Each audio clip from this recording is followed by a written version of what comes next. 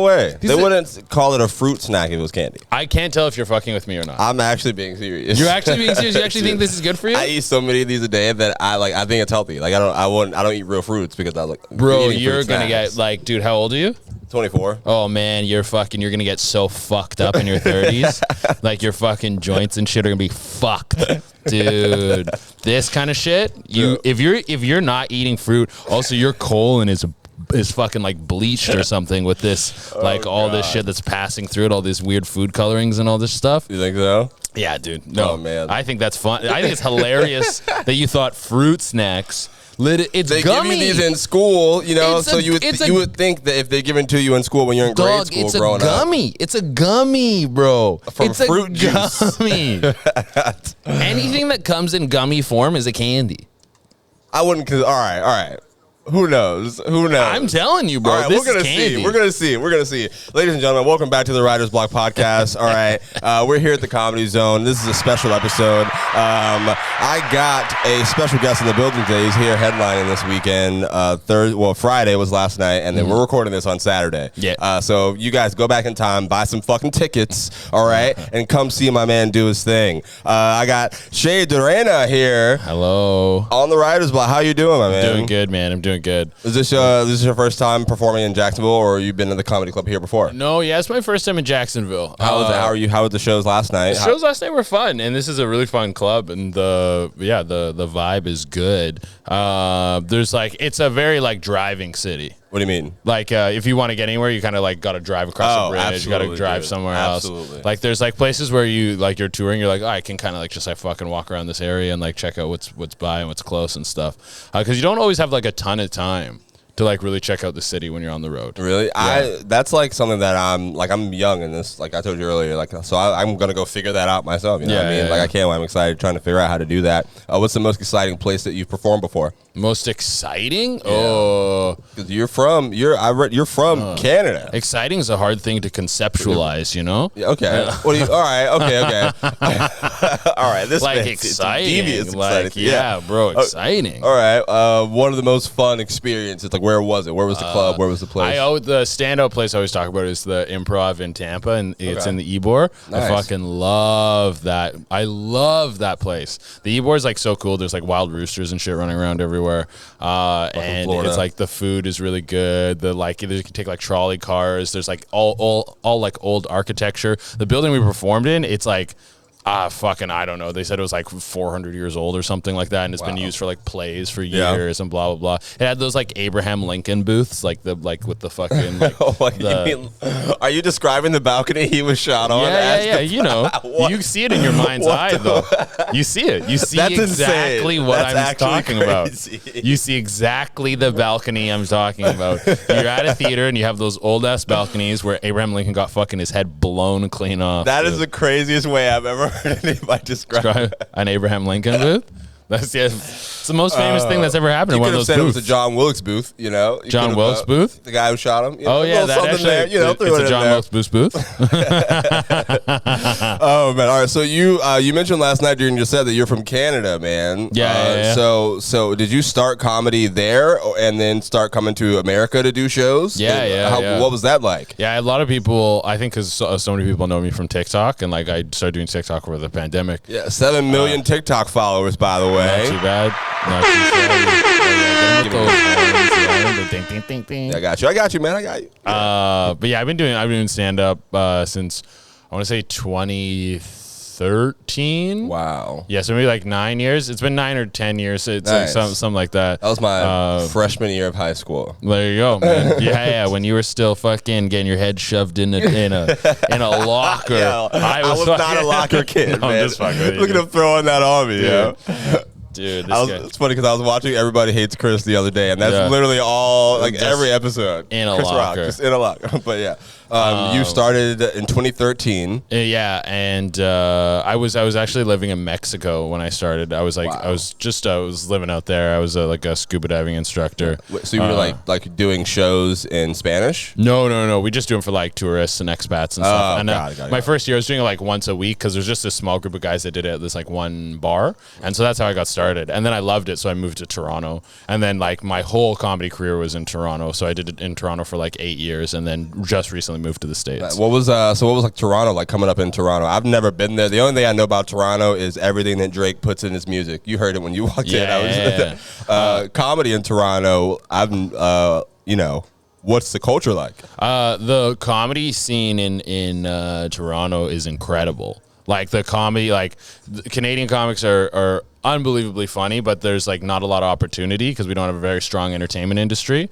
So a lot of like all the talent basically like leaves. Like you look at like some of the best like comedic voices that have come around, and you have like John Candy, Jim Carrey, like fucking Martin Short. I'm pretty sure Martin Short's Canadian. And like all these guys are like incredibly talented Canadian comics. I mean, so we produce like a lot of great stuff, but everyone kind of leaves. But I love that place, and I think it's just packed with so many fucking funny people. Hell yeah! And so you came here recently? You just said? Yeah, I moved to the state to fucking New York. All right, for comedy, for like that was the reason to. It's always since I started doing stand up and like was really like, this is what I want to do. Yeah, in New York has always been the goal. Like some people want to move to LA. A lot of Canadians too. They move to the UK because it's just cheaper. Wow. It's like to get the visa to come over here, it cost me like $12,000. Nice. So it's like it was kind of it's a process, and it took me like 18 months too. Like it's a process. 18 months. Yeah. It's a process. We must be hella privileged in this country. I'm oblivious to this stuff because I've never had to go through anything like this. No, that's why if you run to a lot of Canadians, they're hustlers, and they're really, really funny, because in order to get out of the country, you have to be like the cream of the crop to get out. So like there's not a lot of fucking duds that are making their way out. That's insane, dude. You were just talking about New York. I've been talking about New York heavy for the last couple. I just decided that I want to move there.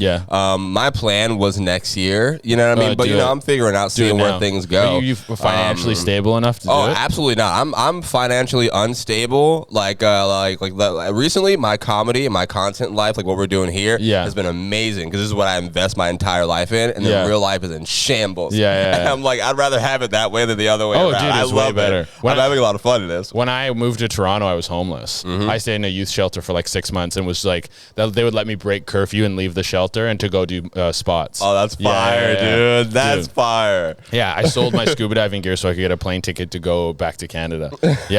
No, I didn't know anyone there. I have no family in Toronto or anything like that. So I was just like, I'm just gonna go do it. Yo, man, the story of comedians is crazy, dude. This is wild. I've never been on a plane before, so when I hear these types of things, like I'm like, holy shit. This bro, like I would suggest, like, if you can, like, if you know someone there, or you can scramble together just enough that you can like get a couple months rent, you can get a job. You're American, like that. The like access to getting money, like I couldn't come to New York because, for one, it would be like an illegal immigrant coming into the country. Like I couldn't go from Mexico to the States. Also, I wouldn't be able to work. Make a pit stop. I had to go to Toronto and get good there, and then fucking come over. That's kind of fucked up. So you can just go, dude. Just go. I've had this conversation, not necessarily about New York City, because New York's obviously a much larger hurdle, but the equivalent is like there'll be some comic in like Windsor, Ontario, which is like 3 hours outside of Toronto.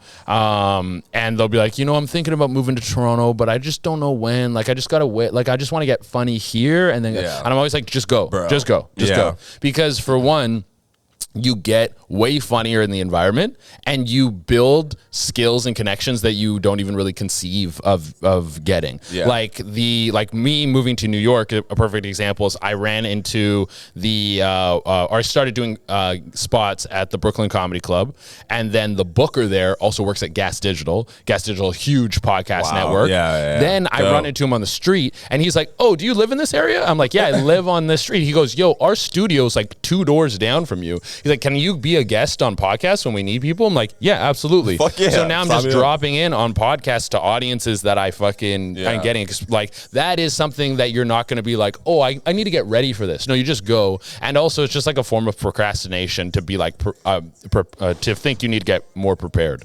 So, like, just go. Like, as soon as you can. Go. My ticket is booked for January. My first, I'm going to go to New York and actually, go around to the comedy club for the first time, see all that shit. It's gonna be exciting. Start dipping your toes in, because you'll build connections. Every time people go, it's worth it. And like, I see comics doing that all the time. Like I went to New York in 2018, I think, and I went around and just like met some people and like shook some hands and shit. And then someone I had met from my 2018 visit runs a room, or runs one of the better rooms in New York City. Is Kenny Warren runs the fucking the Grizzly Pear. Nice. And when I came back, I was like, hey man, I don't know if you remember. He's like, oh dude, absolutely. And I've seen you've been killing it. He's like, do you want spots? And I immediately started getting spots at this place. Dude, I do that all the time. Like if I meet, I'm like, hey, I don't know if you remember who. They're like, dude, of course I remember you. Like, what the hell are you talking about? That's weird.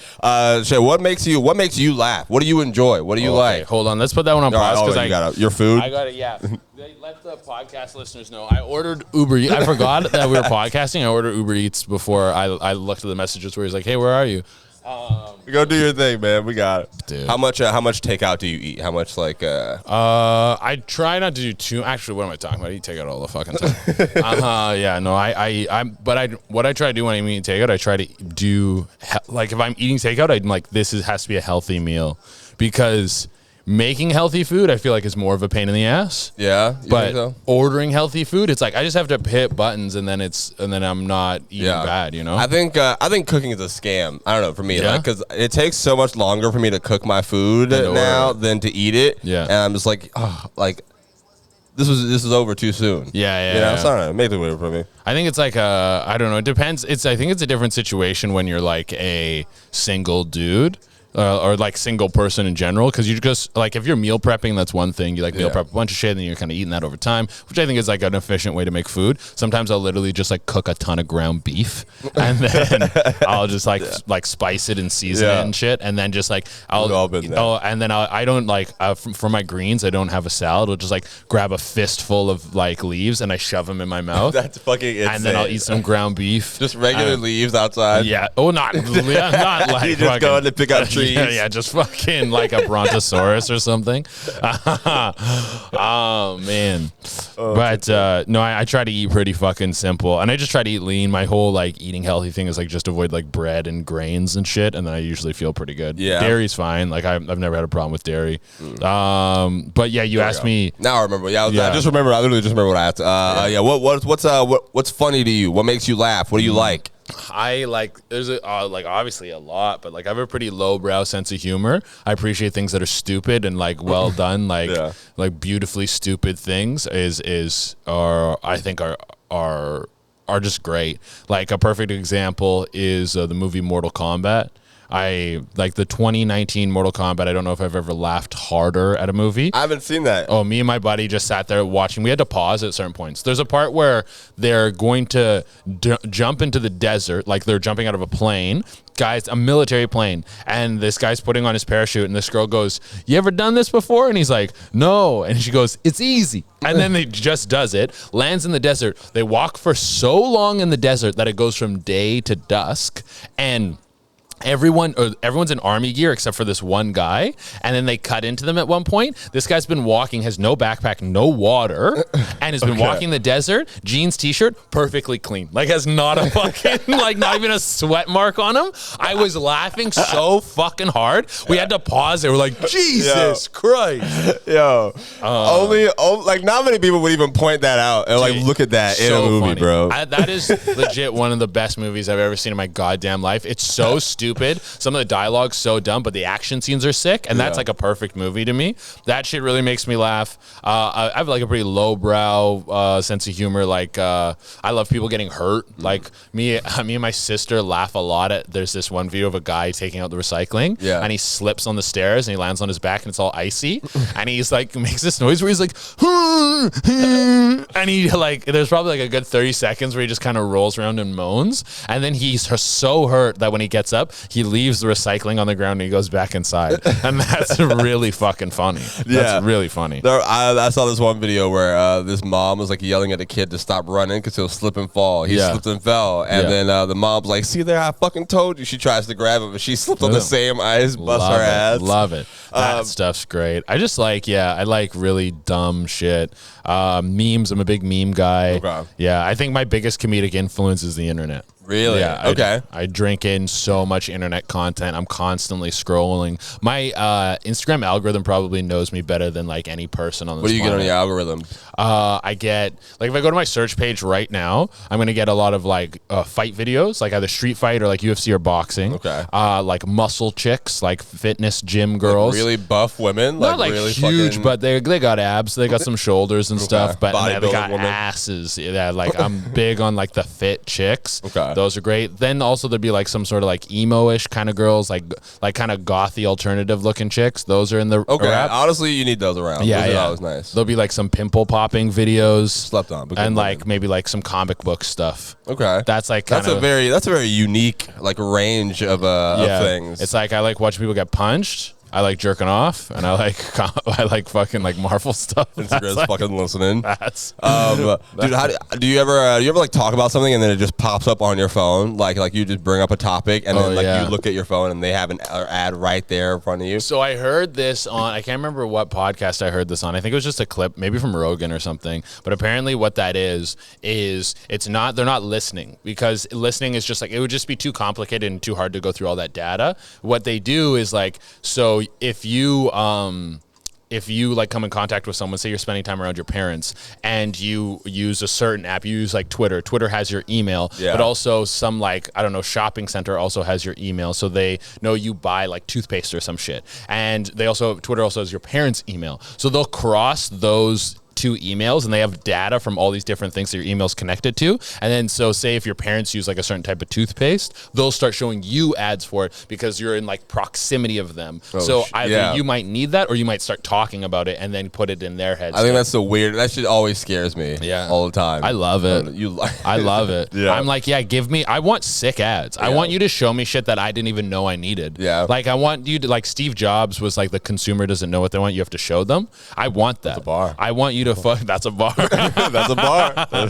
Like I want the ads to be, I want my algorithm to be so fucking good that I never scroll and don't like what I see. Yeah. It's fucking So you perfect. love the internet. You fucking love I'm like, the give internet. it to me. It's like one of my buddies says, he's like, people are trying to take their kids off screens. He's like, no, more screens. We're not going away from screens. Screens, we're only getting more. Screens in your fucking car now. Screens, we've got a screen here. We got a screen here. Kids need glasses. Screens in the glasses. Screens were fucking Screens in boom. the fucking glasses. You ever play Cyberpunk? No, I've heard of it though. I've like I don't play video games much anymore. Yeah. But I know that it is. There's like the calls come like right in on your fucking like your brain. Like you get like a bing and you see like you just see it in the fucking ether. Yeah. And you fucking go like yes or no and you can like just talk to someone right there. You fuck with the VR? Do you do the I think VR is kind of shit. Yeah. Like I think it'll get to a place where it's good, but we need to like figure out where we can do locomotion in VR, where you can like fully move and not worry about crashing into shit. Yeah. That's what we need. I think AR is like cooler right now. AR is like augmented reality, where we could both have shit on and we could like have like a thing materialize here and like look at it and not necessarily touch it and feel it, but like manipulate it in its like virtual space. Yeah. But we still have like understanding of what's going on around here because we're just seeing this thing materialize in our space. How do you That's cooler. I think. How do you feel about live comedy? You love the internet. You live on the internet. How do you feel Yeah. about like live stand up? Oh yeah, live stand-up's the fucking shit. Yeah, who have you seen before? I've seen Stanhope. I've seen I gotta go through my Rolodex. I've seen Louis. I've seen fucking who did I just see recently? Oh, I saw Jim Jeffries. I've seen Chris D'Elia. Nice. I didn't see Chris D'Elia. No, a friend wanted to go to Chris D'Elia and we didn't go. This is way back before he got canceled. But I saw fucking I can't remember her name, but yeah, I've seen a bunch. Is all this as a fan, or were you a stand up and like just going like watch and like or like before you kind of? I did Just for Laughs in 2017, and I had like a pass. Oh, yeah, and so I was my like, YouTube browse. I was gonna bring that up. yeah. So I just went to like a Hell bunch yeah. of shows. So tell me about Just for Laughs and like your stand up career, kind of going for that realm. So that happened through me doing like a competition. So I, when I was like 3 or 4 years into comedy, I got into this thing that's called the SiriusXM Next Top Comic competition. It's all across Canada. It's like comics go, basically there's 3 stages. You have the first stage, which is like I think it's like 10 comics on a show. Everyone's doing like 5. Yeah. And then the top 3 from that night move on to the next round, which is a voting round. You try to get online votes, and then top 8 from each one of those top 3 shows. So that's I think there's like 16. So maybe they cut it in half. Then all of them go to the finals. And it's all the same judges, like all the same. No, the judges at each show is different because they're at different cities. Like there'll be like a Vancouver one, an Edmonton one, a Toronto one. Like they're across the country. Yeah.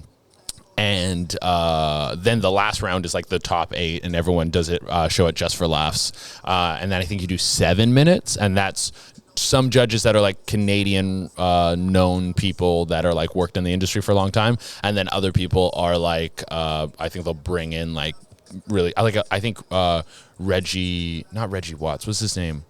The guy who does like the fuck Linda. You know that joke? You know what I'm talking about? I don't know his name. Fucking, I can't believe I'm blanking on his name right now.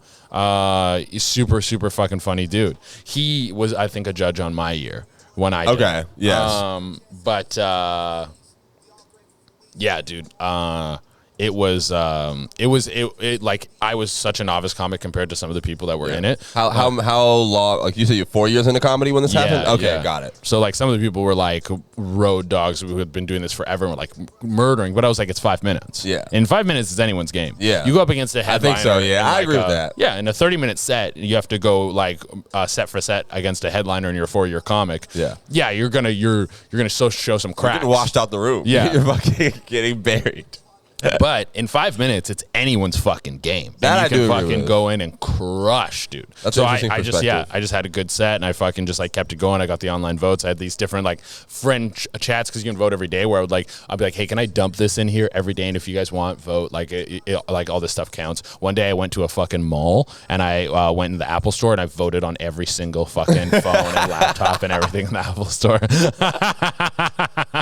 It's a fucking sneaky move. That's fucking great. You gotta want it. That's fucking great, yo. That reminds me of like sometimes I'll just get my friends' laptops and I'll just go to my YouTube channel, signed out of all like their stuff, and just let it run up. Yeah. Be like, hey, you don't need this. Yeah, you don't need never it. Open your computer. Exactly. How does your family feel about like your stand up and like your career and all that? You mentioned you had a sister and parents. What was that like? Oh yeah, everyone's super supportive. But I've also always been like I left the house when I was like 18 and like just never came back. How old are you now? I'm 30. Okay, wow, I didn't know that. Yeah, so like so I've always just kind of been like, I'm gonna do whatever the fuck I want, and if they're like no, like when I was living there, I would get no's all the time. Like your parents tell you what to do, and then as soon as I had a taste of freedom, I'm like, I'm never listening to anyone ever again. Then I just fucking went, figured it out. Yeah, they were all very supportive, but they didn't have a choice. Like if they were like, we don't support you in this, and I'd be like, okay, well, we don't have to talk then. Like I would have just been like, all right, it's like I'm doing this. But yeah, the Just for Laughs stuff was cool as shit. Just for Laughs is like the coolest thing because you're just hanging around, like you're going to these parties and like fucking like Michael Che is drinking with like fucking Neil Brennan and like fucking like these all like your like comedy heroes are like hanging out and shit. Can anybody go to these? Like someone like me? Like, oh, you just get a ticket, you reach out? I think if you're if you know someone who's on the fest, you can get a +1. Like I think they can get a +1 and get you a pass so that you can like go around and shit. Yeah. I gotta figure this out. Yeah. Whoever's listening to this, if you're on a +1, add me to that list. Yeah. All right, I see y'all out there. Where are you next? What do you got going on? Like is there something that you're trying to work towards with it? You know, you're touring around, doing all this now. You building something to film or put out, or you just enjoying things? So I really like my hour right now. I sold out the Gramercy Theater for New York Comedy Fest. Congratulations! Thank you. Fucking yeah, I get the claps in there. Little what's that called when you're bragging, but it's a humble brag? Oh, yeah. Humble Okay, brag, got it. Yeah. Yeah. And so what was the theater again? The Gramercy. Gramercy, okay. And that was like, I don't think there's a single person in there who wasn't one of my fans. And front to back, it was like a fucking killer show. That's exciting. And I hadn't done the hour in a while because I tend to do a lot of crowd work at my shows because the market now is like get your clips. Yeah, that's how you really. That's the thing. And a big part of what I need to do with my audience is so many people know me from TikTok. Like I blew up on TikTok just kind of cranking out content over the pandemic because I couldn't do stand up. And a lot of people don't know I do stand up, and now that they're seeing the stand up clips, they're like, "Oh, you're doing stand-up now? That's cool. And I'm like, no, I've been a stand-up. Like, yeah, that's you what just I did it. What y'all fucking look at and watch is this over here. The only reason I'm funny on this app is because I've been doing this for so long, and I learned the skills of how to like do jokes and comment on stuff and riff and crowd work. So I typically do a lot of crowd work at the shows, but at this show I did like 1 or 2 jokes about New York City off the top to kind of open the show, and then just went right into the act. And I loved the hour. When was this? This was at Gramercy. When? When? This was November 10th. So this just happened not that wow. long ago. Oh, hell yeah, dude. Congratulations, man. That's huge. Thanks, dude. And it was like, I'm like, oh, I feel like this is almost ready to put a stamp on. So I'm kind of tweaking a few things here and there in it that I think need to be punched up, but it's never done, you know? Yeah. But now it's like kind of working on a second hour. So starting from scratch on that with some new bits and just like kind of growing something and just like getting back on like writing every day, working on that shit. So the goal now is I want to have like 2 hours in the can, I guess, by the end of like 2023 or maybe mid 2024, because to craft a whole new hour is a lot. Yeah. Like, I think I could have a serviceable hour by the end of 2023, but I don't think I would want to put a stamp on it. Yeah. Right now I'm doing like 30-minute spots and stuff like that. And like I'm punching that up, and even still like, you know, but an hour would be just a whole different realm. I'm just like, all right, you guys can handle that. How do you feel about like starting over? Is that ever scary or hard for you? You said you're starting like, from scratch. It's so fun. Like, I'm not really starting from scratch because I'm still working this material because I haven't put it out or anything yet. But I like over the next year, I think I really want to grow that YouTube following. So I'm like really putting a lot of effort into YouTube right now. That's where I am right now. What's your YouTube channel? It's just Durena. Or if you want to see gaming content, you go to Little Dinky News. We do a lot of gaming stuff. Go subscribe. Check his content out, man. Yeah. So it's like a lot of my stand-up clips, and then I do like repost a lot of the TikToks and stuff like that. And we're starting to get more traction with it.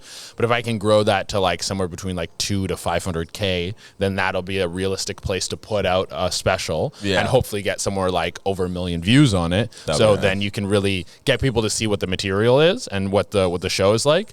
But also, like, I want to have at least, so if by the end of 2023, let's say I have an hour ready to sell and say like another 20, 30 minutes that is also good. If anything like Netflix or something comes a knocking, or they are putting out a thing. And now you have something that you can present. They're like, no, they're going to fucking listen to you because of what you've been building consistently. Yeah. And it's like, I don't know if necessarily they would buy a special from me, but I do think it's realistic for me to look at potentially getting one of those like half hours, like the stand-ups but that's or something. the swing. That's like we never know. Yeah. You never get into it. I don't know. You're like, let's figure it out. But yeah, that's kind of my focus. My focus has always been just keep the stand-up as the crown jewel. Like, I love like someone like Bill Burr's career. I think is fucking incredible. I just watched him at the theater here, literally last weekend. Yeah, it was crazy. Yeah, nice. he's like one of the best running right now. I just like how everything is kind of centered around stand-up. Everything, like all his roles he's played on TV and other stuff are kind of extensions of himself, which is like we know through stand-up. And now he has like a cartoon, which is also an extension of himself. His family. Yeah, I used to love when it was So my friend Marcus Crespo actually opened up here for you last night. Do you have any comedians who you like work with a lot, who you travel with? Any like who are your friends who you like them? I used to work with Andrew Packer and Jacob Bolshin a lot when I was in Canada. They were like organizing the tours and that we were going on in Canada. I was just the face to help sell some tickets and shit. But pretty face. Nice little for him. I was working with them a lot, and then now in New York, I've Demetrius Fields, who's also another TikToker and a really funny stand-up. He opened my show. He hosted for my show, The Gramercy, and then JJ Lieberman, who's another Canadian comic who came down. Dude, JJ was here at the Comedy Zone a couple weeks ago. I just met him. Yeah, I just met him. He was here with I don't even remember who he came with, the headliner. Well, was it Ryan Long? Yes. Yeah. Ryan's another really funny Canadian guy. Yeah. They did. All right. So they were here on a Wednesday night. It was cool. I do remember those. Yeah, no, those guys are great, man. They actually have been helping me a ton in terms of just like getting spots in New York and getting my feet under me and stuff. Okay. Yeah.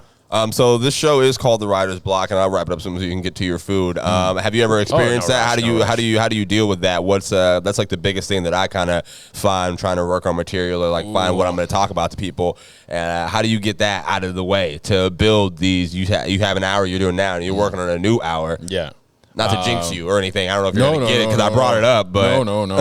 I second guess like if I'm writing, I second guess everything. I'm like, oh god damn it! Like maybe this needs to move around here, or like maybe I need to present it in a new way. But. Yeah, I feel like I feel like I use the same process kind of always, and it kind of you go in and out of writer's block. Like sometimes you got a great hook, a great thing. I think you learn to try and pay attention to the things that are going on around you. Like if you have something happen to you that is like somewhat unique or somewhat like emotionally jarring, has like some sort of impact, sometimes you just brush over those things, but it's good to like try and analyze it and see if there's a joke in it.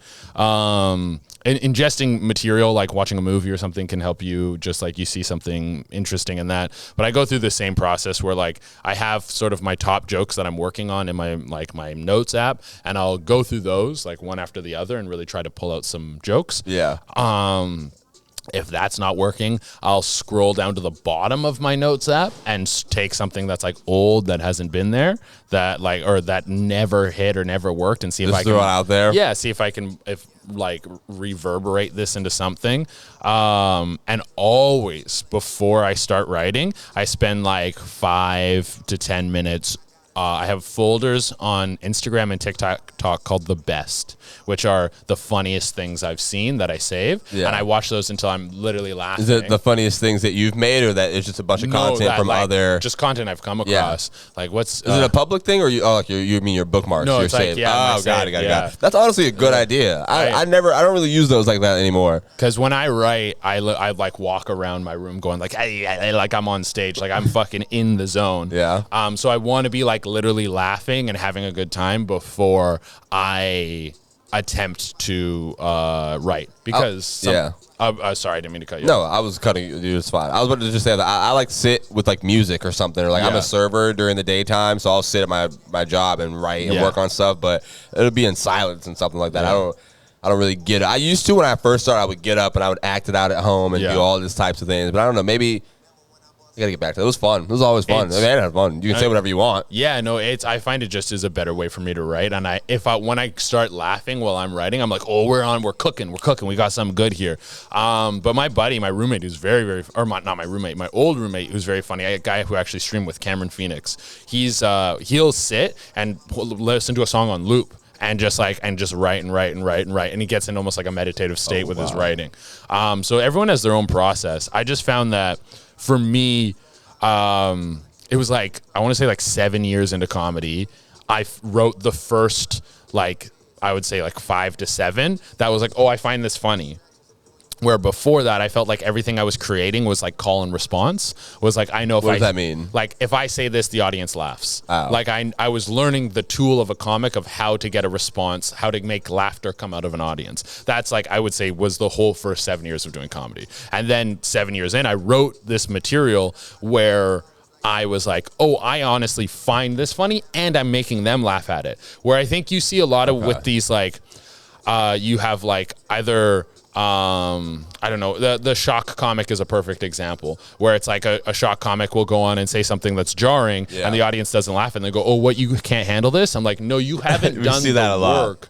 Oh, people see it's a commonplace, but you have it on both sides. You have the woke comic who says something, who's trying to get like claps or something like that. But and I don't count that as comedy. I don't know. If you're doing too much of it, it's its own thing, man. Like there's going to be these divergence, which I think is healthy for comedy, for it to grow into a space like music where you have different genres. Yeah.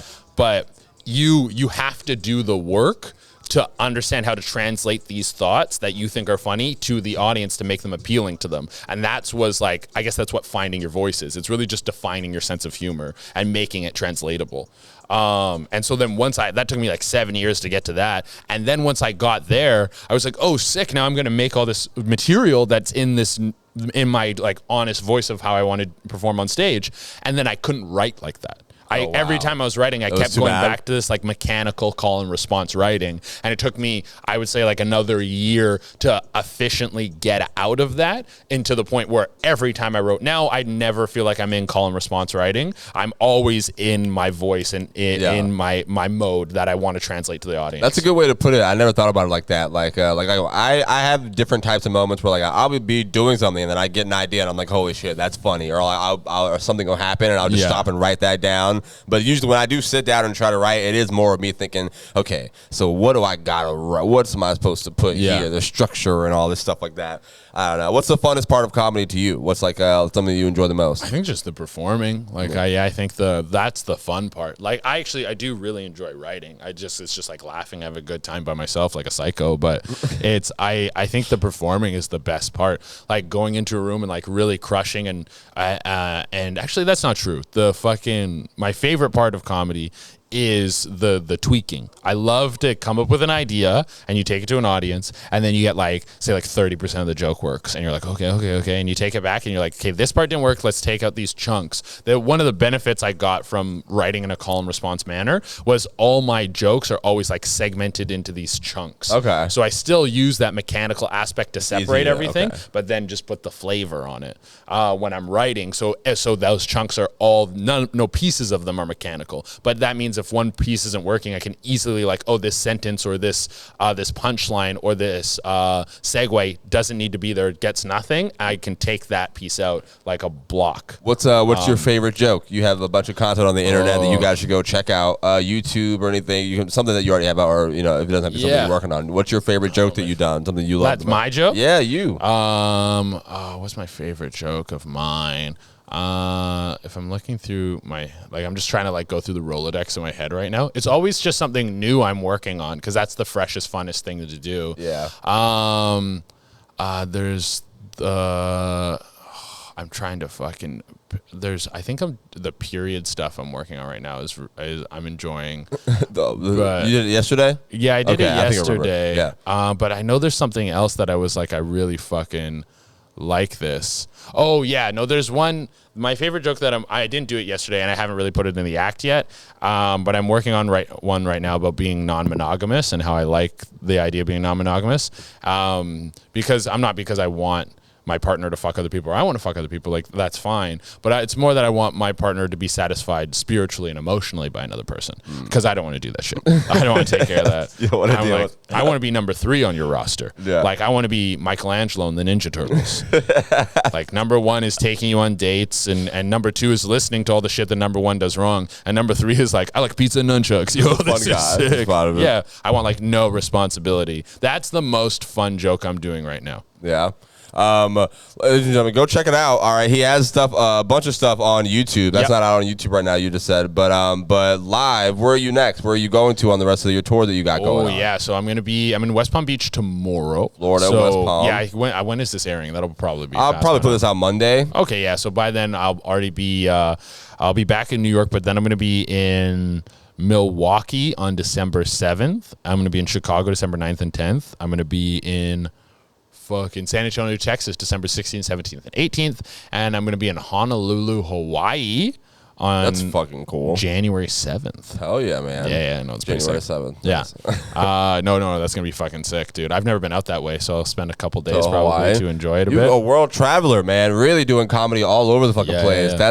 That's kind of one of the reasons why I started doing this, because I've never been anywhere. Like, I'm from Florida. I've been in Florida all my life. Yeah. I'm ready to go see some shit out now. Yeah. We got the River City Comedy Showcase coming up here at the Comedy Zone, December 7th. I'll be opening that one up, and then this episode is on Monday. But it was fun having you here in town at the Jacksonville Comedy Zone.